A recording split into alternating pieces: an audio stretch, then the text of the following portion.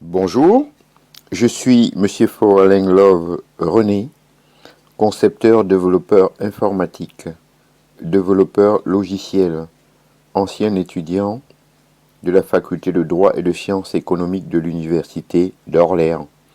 Aujourd'hui, dans le cadre du cours d'économie générale, nous allons étudier le principe de l'effet papillon. Parmi les innovations récentes de la science économique, l'exploration du chaos, on est une qui pose plus de questions qu'elle n'en résout.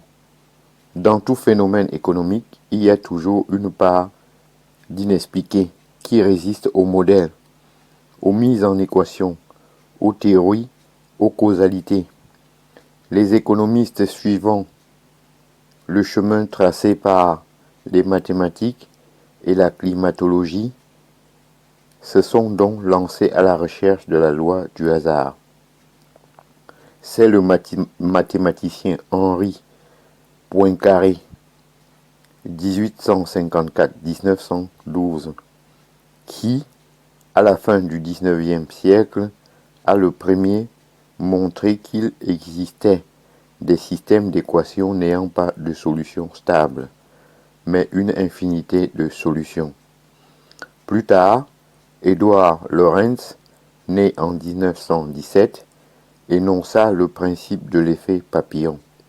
Un battement d'aile d'un papillon en Amazonie peut provoquer un ouragan à l'autre bout de la planète. Ce qui est une manière poétique de dire que certains calculs ont des résultats totalement différents si on les fait avec 3 ou 6 décimales derrière la virgule. Un événement minime peut déclencher les pires catastrophes économiques.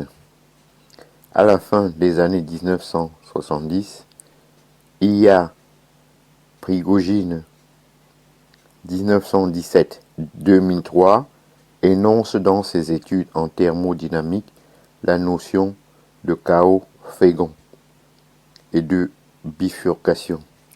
Plus tard, le mathématicien René Thom, 1923-2002, introduit la notion de catastrophe. Dans les années 1980, les économistes, notamment les néolibéraux américains, s'emparent de l'approche stochastique fondée sur l'étude du chaos et l'appliquent aux phénomènes économiques.